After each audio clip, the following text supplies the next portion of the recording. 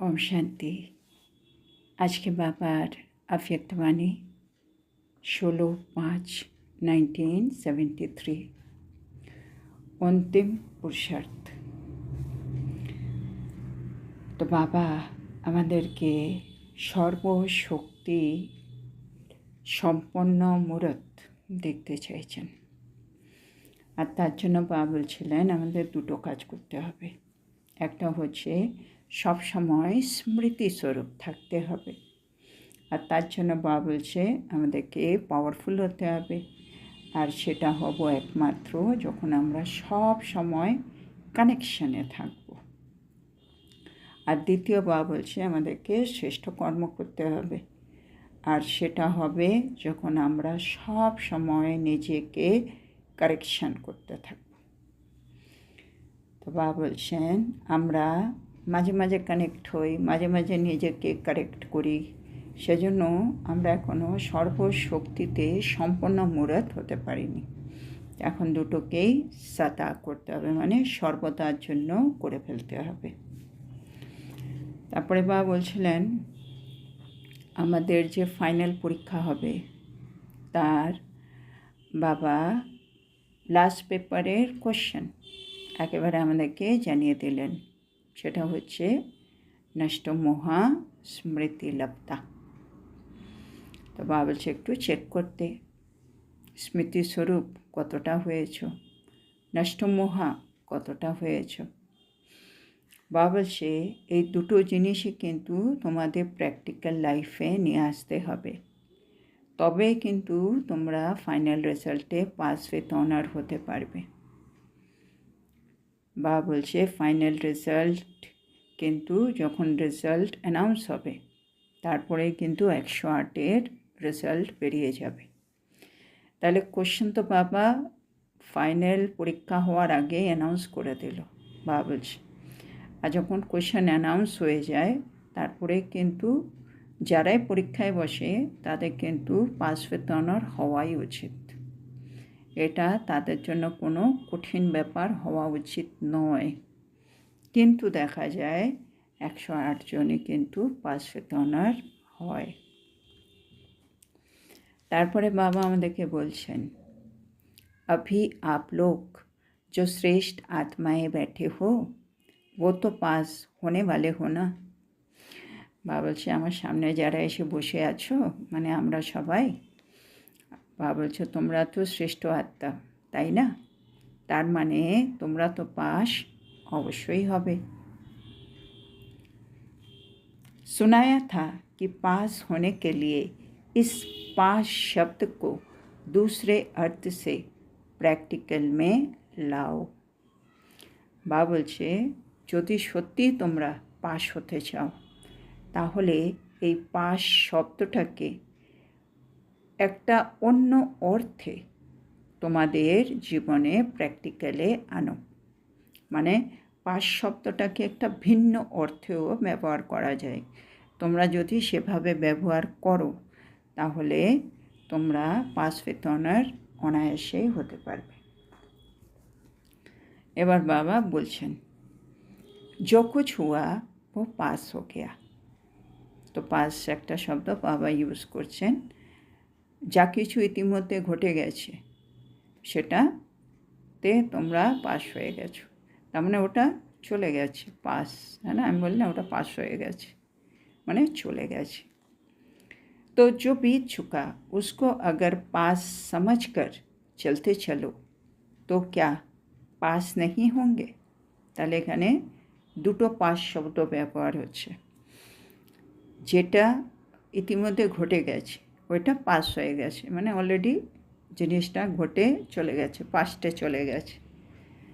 আর যদি আমি ওইটাকে ওই ভেবে চলি না না ওটা তো হয়ে গেছে, এখন তোর মধ্যে আর কিছু করার নেই, তাহলে বাবা বলছে তোমরা কি পাস হবে না? তার মানে একটা জিনিস ঘটে গেছে এই মুহূর্তে আমি যদি সেটা নিয়ে চিন্তন করি কেন হয়েছে কি হয়েছে, তার মানে আমি ফেল। আর আমি যদি ওটাকে চলে গেছে ওটা যা হওয়ার হয়ে গেছে থাক ফুল স্টপ বলে শেষ করলাম, পাস হয়ে গেছে, তাহলে এই মুহূর্তে তুমি পাস হয়ে গেলে, মানে পরিস্থিতিতে তুমি পাস হলে। তাহলে এখানে দুটো পাস, একটা পাস হয়ে গেছে আর একটা পাস পরীক্ষায় আমি উত্তীর্ণ হলাম। इसी पास शब्द को हिंदी भाषा में प्रयोग करो। तो पास अर्थात साथ। ভাবছি এই পাস শব্দটাকে যদি হিন্দি অর্থে তোমরা ব্যবহার করো, তো পাস মানে আরেকটা অর্থ আছে সাথ, হ্যাঁ না, ও আমার পাশে আছে, যেমন ও আমার সাথে আছে। তো পাস একটা মানে সাথেও হয়। তার মানে বাপ দাদাকে পাশে, তাহলে আমি বলতে পারি আমি বাপ দাদার পাশে আছি বা উনি আমার পাশে আছেন। तो इस एक शब्द को 3 ही रूप से स्मृति में रखो। তো বাবা এটা আজকে আরেকটা ফর্মুলা দিচ্ছেন। তাহলে তোমরা কি করো, এই একটা শব্দ হচ্ছে পাস, এই একটা শব্দটাকে তোমরা 3টে অর্থে 3টে রূপে স্মৃতিতে রাখো। তাহলে সেটা কি কি, যেটা শর্টে বলে পাস পাস পাস, আর একটু বড় করে বললে পাস হো গয়া, পাস রেনা হ্যাঁ, পাস হোনা হ্যাঁ। তার মানে পাস হো গয়া মানে যা ঘটার ঘটে গেছে, ফুল স্টপ। পাস রেনা হ্যাঁ, আমাকে ওনার পাশে থাকতে হবে, তার মানে আমাকে সবসময় বাবার কাছে থাকতে হবে। আমি সমীপ আত্মা হব, বাপ সমান আত্মারা সবসময় বাবার কাছে থাকবে।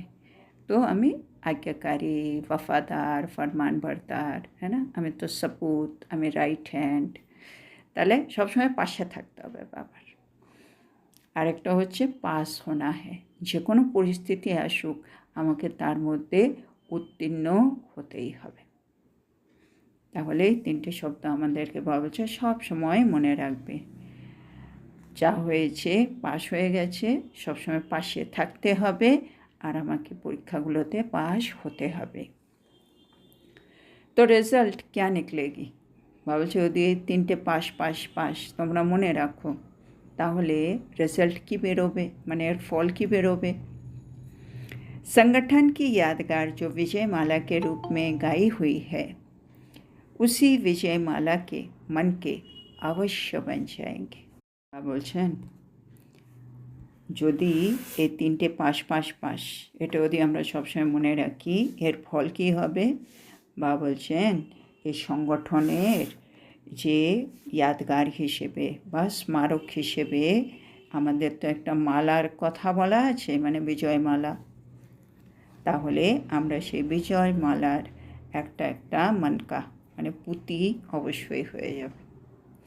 তাহলে যে আত্মা পাস পাস পাস এই 3টে পাস সবসময় মনে রাখবে, সেই বিজয়মালার মনকা অবশ্যই হবে। তার মানে পাস হয়ে গেছে, যা হওয়ার ফুল স্টপ। পাস রেনা হ্যাঁ, বাবার পাশে থাকতে হবে, আর পাস হোনা হ্যাঁ, পাস আমাকে হতেই হবে। তো 3টে পাস মনে রাখতে হবে, তাহলে আমরা বিজয়মালার মনকা অবশ্যই হব। आज बाप दादा बच्चों को सदैव अपने पास रहने का निमंत्रण देते हैं। কত সুন্দর, আজকে বাপ দাদা আমাদেরকে সবসময় বাবার পাশে থাকার জন্য নিমন্ত্রণ জানাচ্ছে। अपने साथ हर चरित्र अनुभव कराने का निमंत्रण देते हैं। হ্যাঁ, বাবা বলছে তুমি আমার সাথে থাকো আর আমার যে বিভিন্ন চরিত্র সেগুলোকে অনুভব করো, আমি তার তোমাদের নিমন্ত্রণ দিচ্ছি। কেন আমাকে যার মতো হতে হবে, তখন আমাকে তার সাথে সাথে থাকতে হবে, কারণ আমাকে তো ফলো করতে হবে। উনি কীরকম ভাবনা চিন্তা রাখছেন, উনি কীরকম ওঠেন বসেন, কী করেন, কোন সিচুয়েশনে উনি কী বলেন। যত আমি কারো কাছে থাকবো, যাকে আমি ফলো করতে চাই, যার মতো আমি হতে চাই, তত আমার জন্য ইজি হবে। জন্য বাবা বলছে তুমি আমার পাশে থাকো, আমার চরিত্রগুলোকে অনুভব করো। তো ऐसा श्रेष्ठ निमंत्रण स्वीकार नहीं करते हो क्या। বাবা বলছে এত শ্রেষ্ঠ আমন্ত্রণ, হ্যাঁ, পুরো সংসারের রচয়িতা ভগবান নিজের পাশে থাকার নিমন্ত্রণ জানাচ্ছে, আর তোমরা এত শ্রেষ্ঠ নিমন্ত্রণ স্বীকার বা গ্রহণ করবে না। प्रश्न बाबर, सारे कल्प के अंदर आत्माओं को श्रेष्ठ आत्मा द्वारा व साधारण आत्मा द्वारा भिन्न भिन्न प्रकार के निमंत्रण मिलते रहते हैं। बाबल छे समग्र আমরা যদি কল্পকে দেখি তার মধ্যে শ্রেষ্ঠ শ্রেষ্ঠ আত্মা বা সাধারণ আত্মারা বিভিন্ন সময় বিভিন্ন রকম নিমন্ত্রণ আমাদেরকে পাঠায়। लेकिन ये निमंत्रण अभी नहीं तो कभी नहीं। কিন্তু এই মুহূর্তে যে শিব বাবা আমাকে নিমন্ত্রণ দিয়েছে কি তুমি এসে আমার পাশে থাকো, তুমি আমার চরিত্রকে বোঝো, এই নিমন্ত্রণটা আমরা এখনই পাই, না হলে আর কখনো পাবো না। মানে পুরো কল্পে নিমন্ত্রণ পাবো আত্মা, সাধারণ আত্মা, শ্রেষ্ঠ আত্মা, মহান আত্মা, দেবতা, देवात्मा, किंतु परमात्मा হবে না। तो निमंत्रण को स्वीकार करना अर्थात अपने आप को बाप के पास रखना। তাহলে আমরা যদি এই নিমন্ত্রণটা গ্রহণ করে নিই তার অর্থ হলো আমি আত্মা বাবার সবসময় পাশে থাকছি। ये क्या मुश्किल है? ভাবছে এটা কি সত্যি কঠিন? निमंत्रण पर सिर्फ स्वयं को पहुंचना होता है। ভাবছে নিমন্ত্রণে শুধু সাড়া দিতে হয়, হ্যাঁ না? কেউ যদি বলে মানে তুমি আসবে, আমরা যে হ্যাঁ ঠিক আছে, তো আমরা সাড়া দিয়ে আমাদের কাজ হয় খালি নিমন্ত্রণ যেখানে করেছে ওখানে অবধি পৌঁছে যাওয়া। বাকি সবই নিমন্ত্রণ দেনে वालों की जिम्मेदारी है। আর বাকিটা যিনি নিমন্ত্রণ করেছেন তার দায়িত্বের মধ্যে পড়ে, হ্যাঁ না? কেউ আমাকে বিয়েবাড়িতে ডেকেছে, তো আমি এখান থেকে বিয়েবাড়ি অবধি যাবো, সেটা আমার দায়িত্ব। এবার বিয়েবাড়িতে ঢুকে আমি কি খাবো, কোথায় বসবো, ওখান থেকে কখন বেরোবো, সব ওদের দায়িত্ব। তো বাবা বলছে আমি যে বাবার কাছে থাকবো, বাবা যে নিমন্ত্রণ দিয়েছে এর মধ্যে আমাকে খালি বাবার কাছে গিয়ে পৌঁছতে হবে, তারপরে বাকিটা বাবা বুঝে নেবে। तो अपने आप को बाप के पास ले जाना अर्थात बुद्धि से बाप के पास रहना, इसमें क्या मेहनत है? তাহলে বাবা বলছে তোমাদের করতে কী হবে, তোমাদের খালি বুদ্ধি দিয়ে বাবার পাশে গিয়ে থাকতে হবে। তার মানে আমি বুদ্ধিটা, আমি তো এই সংসারেই থাকবো, আমাদের তো শরীরধারী আত্মা, আত্মা এই শরীর নিয়ে এখানেই থাকবে, কিন্তু বুদ্ধি দিয়ে সব সময় বাবার পাশে আছি। তার মানে আমি বাবার নিমন্ত্রণে সাড়া দিলাম। তো বাবা বলছে সবসময় বুদ্ধি দিয়ে বাবার পাশে থাকা, এটাতে কি খুব পরিশ্রম? এবার ও কি সুন্দর एग्जाम्पल দিচ্ছে। अगर आज की दुनिया में किसी साधारण व्यक्ति को प्रेसिडेंट निमंत्रण दे कि आज से तुम मेरे साथ रहना, तो क्या करेंगे? বাবা বলছে আজকের দিনে ধরো রাষ্ট্রপতি, হ্যাঁ মানে প্রেসিডেন্ট যদি একজন সাধারণ ব্যক্তিকে নিমন্ত্রণ দেয়, হ্যাঁ কি আজকে তুমি সারাদিন আমার সাথে থেকো, তাহলে ও কী করবে? সাহস नहीं रखेंगे। তো সবাই বলছে বাবা সে কিন্তু সাহস রাখবে না, মানে প্রেসিডেন্টের সাথে থাকবো, ওর মধ্যে এতটা সাহস থাকবে না। তো বাবার প্রশ্ন, अगर वो साहस दिलाए तो क्या करेंगे? বাবা বলছে যদি ধরো ওকে সাহস জুগিয়ে দেওয়া হলো তাহলে কী হবে? क्या देरी करेंगे? মানে সত্যি কি ও আর দেরি করবে? तो बाप के निमंत्रण को सदा स्वीकार क्यों नहीं करते हो? মানে একজন প্রেসিডেন্ট যদি আমাকে বলে কি আজকে সারাদিন তুমি আমার সাথে থাকো, এরকম একটা মানে হাই প্রোফাইল একটা নিমন্ত্রণ, কে রিজেক্ট করবে? আমরা হ্যাঁ বলেই দেবো, হ্যাঁ না? একদিনের জন্য এই সুযোগটা কে পায়? তো বাবা বলছে একইভাবে বাবা সে সর্বশক্তিমান ভগবান, যেটা পুরো কল্পের মধ্যে একবার আমি চান্স পাচ্ছি, সেটা তোমরা সব সময় স্বীকার করো না কেন? कोई रस्सियाँ है जो कि खींचती हैं? ভাবছে কোনো কি সুতো আছে যেগুলো তোমাদেরকে টেনে নেই? মানে বাবা বলছে আসতে কিন্তু আমরা আসতে পারছি না, এমন কোনো রশি আছে বা সুতো আছে যেটা দিয়ে আমরা মানে এই সংসারের দিকে মানে আকর্ষিত হয়ে থাকি। বাচ্চা পাওয়ারফুল হ্যাঁ ইয়া বাপ, মানে বাবা ডাকছে, আমি বাবার কাছে যেতে পারছি না, কোনো সুতো আমাকে বেঁধে রেখেছে। সেটা বাবার প্রশ্ন, বাবা পাওয়ারফুল না সন্তানেরা পাওয়ারফুল? বলো, पावरफुल से पावरफुल कौन है? तो शक्तिशाली থেকেও शक्तिशाली के? कौन कितना भी पावरफुल हो लेकिन उससे प्राप्ति क्या? ভাবছে সংসারে যে যতই শক্তিশালী হোক না কেন, কিন্তু তার থেকে আমরা কি পাব? একটা আত্মা এই মুহূর্তে আমাকে কি দিতে পারে, কি প্রাপ্তি করাতে পারবে? प्राप्ति के अनुभवी स्वरूप का आधार पर उस आकर्षण में आकर्षित होना क्या ब्राह्मण आत्माओं के लिए शोभता है? बाबलचंद, प्राप्तिर অনুভব স্বরূপ আত্মা যদি হতে চাও, তাহলে সেই আকর্ষণের মধ্যে আকর্ষিত হওয়া, তোমরা ব্রাহ্মণ আত্মাদেরা যে বারে বারে আকর্ষিত হয়ে যাচ্ছ এই সংসারের দিকে, সেটা কি তোমাদের শোভা পায়? যারা মানে আমি বাবার কাছে থেকে এত সুন্দর সুন্দর প্রাপ্তি করতে পারতাম, সেটা অনুভব করতে পারতাম, সেটা না করে এই সংসারের আকর্ষণের মধ্যে আমি আকর্ষিত হয়ে জড়িয়ে আছি, বলছো তোমাদের মতো ব্রাহ্মণ আত্মাদের এটা শোভা পায়? ब्राह्मण आत्माओं के लिए व श्रेष्ठ आत्माओं के लिए प्रभावशाली माया भी किस रूप में दिखाई देगी? বলছে আমরা যদি প্রকৃত ব্রাহ্মণ আত্মা হই, আমরা যদি শ্রেষ্ঠ আত্মা হই, তাহলে আমাদের সামনে মায়া যতই প্রভাবশালী হোক ওর রূপটা কীরকম হবে? কাগজ কা শের অনুভব হতা है, মানে আমাদের সামনে মায়া হচ্ছে কাগজের বাঘ, এরকম অনুভব হবে। जो समझते हैं वो पावर प्रभावशाली माया हमारे लिए कागज अर्थात खिलौना है, वो अपना हाथ उठाओ। তো বলছে যারা মনে করে এই যে মায়া যতই শক্তিশালী হোক না কেন, সে একটা কাগজের টুকরো, সে একটা খেলনা, তার হাত তুলে দেখাও বাবাকে। क्या माया को कागज का शेर नहीं बनाया है?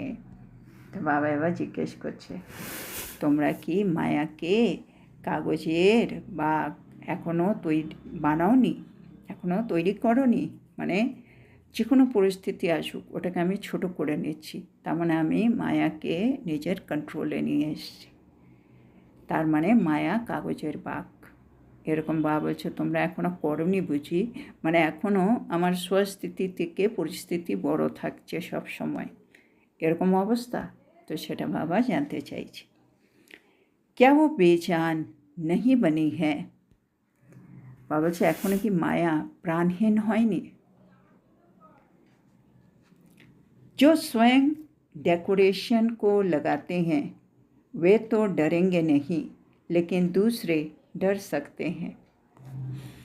বাবা বলছে যারা এখনও মানে জিনিসটাকে সাজায়, মানে আমি তো মায়াকে তৈরি করি, মায়া তো একরকম বিকার, একরকম আকর্ষণ, তো যারা সাজায় তারা কিন্তু ভয় পায় না, অন্যরা ভয় পেতে পারে। अभी उसमें जान है क्या? মানে আমরা যাকে মায়া বলি, বিভিন্ন পরিস্থিতি বলি, বলছে ওটা থেকে এখনও প্রাণ আছে। মানে আমরা এই মুহূর্তে বাবা থেকে শক্তি নিয়ে এতটা শক্তিশালী হয়ে যাব কি সামনে যে কোনো পরিস্থিতি আসুক সেটা আমার জন্য প্রাণহীন অবস্থা, এরকম একটা অনুভব হয়, মানে যে কোনো সময় আমি ওটাকে পার করতে পারি। সেজন্য বাবা বলছে ওর মধ্যে কি এখনও প্রাণ আছে, তার মানে আমার এখনও ভয় লাগে, আমি জানি না ওটার জন্য কি করব, ওটা আমাকে এখনও টেনশন দেয়, এগুলো এরকম, তার মানে ওর মধ্যে প্রাণ আছে। যেগুলো এগুলো না হচ্ছে তার মানে ওর মধ্যে প্রাণ নেই, প্রাণহীন। कभी कभी जान वाली बन जाती है क्या? মানে মাঝে মাঝে ওর মধ্যে প্রাণ চলে আসে, মানে ও জীবিত হয়ে যায়। अभी उनको मूर्छित नहीं किया है क्या? মানে এখনও তোমরা তাকে অচেতন করে দাওনি? मूर्छित हो गई है कि अभी वो जिंदा है। তা বাবা বলছে মানে আমাদের জন্য এই মায়া সে অচেতন হয়ে গেছে না এখনও জীবিত আছে, কোনটা কীরকম অবস্থায়? মূর্ছিত কিয়া হে, বাবা বলছে তাকে অচেতন করে দিয়েছো। আপকে লিয়ে মর চুকি হ্যাঁ না, বলছে তোমাদের জন্য তো মায়া এখন মরে গেছে, তার মানে আমাদের জন্য মায়া মৃত। কিস স্টেজ তক হ্যাঁ, তো বাবা জানতে চাইছে আমাদের প্রত্যেকের জন্য মায়া কোন স্টেজে আছে, মানে মায়া জীবিত আছে না মায়া মরে গেছে, না মাঝে মাঝে জীবিত হয় মাঝে মাঝে অচেতন হয়, কী পর্যায়ে আমার জীবনে মায়া এখন আছে। मर चुकी है, जल गई है या मूर्छित है, 3 স্টেজেস। বাবা বলছে মায়া এই মুহূর্তে 3টে স্টেজে থাকতে পারে। তোমাদের জীবনে কী স্টেজে আছে মায়া আমাকে বলো। এক তো মৃত হতে পারে, একটা হতে পারে বাবা বলছে পুড়ে গেছে মানে দগ্ধ হয়ে গেছে, আরেকটা ওটা মূর্ছিত হয়ে পড়ে আছে, তার মানে মরে গেছে আর মরার পরে আমি ওটাকে একেবারে পুড়িয়েও ছাই করে দিয়েছি, দগ্ধ করে দিয়েছি, বা শুধু মায়া অচেতন হয়ে পড়ে আছে, যে কোনো মুহূর্তে আবার জেগে যাবে। कोई के लिए मूर्छित रूप में है, कोई के लिए मर चुकी है और कोई के लिए जल भी गई है, अर्थात नामो निशान नहीं रहा है। তো বাবা বলছে তোমাদের মধ্যেই কারো কাছে মায়া এখন অচেতন, কারো কাছে মায়া এখন মৃত, আর কারো কাছে মায়া এখন দগ্ধ হয়ে গেছে, তার মানে তার কোনো রকম চিহ্ন এখন আর অবশিষ্ট নেই। तो हर एक अपने को देख के कि किस स्टेज तक पहुँचे हैं।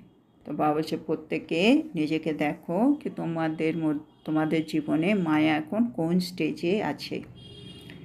मूर्छित करने के बजाय स्वयं तो मूर्छित नहीं हो जाते हो, মানে আমাদের কাজ হচ্ছে মায়াকে অচেতন করা, তার উল্টো মায়াকে দেখে আমি তো আবার মূর্ছিত মানে অচেতন হয়ে যাই না, কীরকম অবস্থা। सदा संजीवनी बूटी साथ में हो तो कभी भी मूर्छित नहीं हो सकेंगे। বাবা বলছে তোমাদের কাছে তো সঞ্জীবনী বুটি আছে, সঞ্জীবনী ওষুধ, সেটা যদি তোমরা সবসময় সাথে রাখো তাহলে তোমরা কখনো অচেতন হবে না। मूर्छित करने वाले कभी मूर्छित नहीं होते हैं, যারা মূর্ছিত করবে মানে যারা অচেতন করবে তারা কখনো অচেতন হতে পারে না। ব্রাহ্মণ জন্ম কা কর্তব্য হি ये है, তো ব্রাহ্মণ জীবনে কর্তব্যই হলে মায়াকে মূর্ছিত করা, তাহলে তোমরা মূর্ছিত হতে পারো না।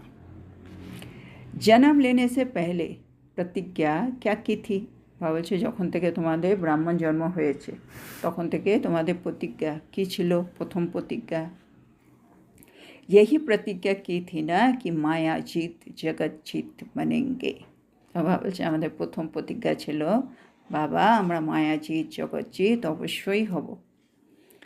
ये तो जन्म का कर्तव्य ही है, এটাই হচ্ছে তোমাদের মানে ব্রাহ্মণ জীবনে আমার আশা মানেই হচ্ছে আমাকে मायाजीत হয়ে जगत होते হবে।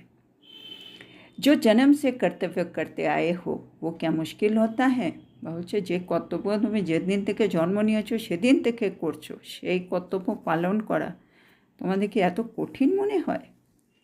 अच्छा, सदा सुरजीत रहने वाले, सदा सर्वशक्तियों से संपन्न रहने वाले, सदा बाप दादा के साथ रहने वाले, सदा बाप के कर्तव्य में हाथ बढ़ाने वाले, सदा सहयोगी सदा विजयी श्रेष्ठ आत्माओं को बाप दादा का याद प्यार और नमस्ते।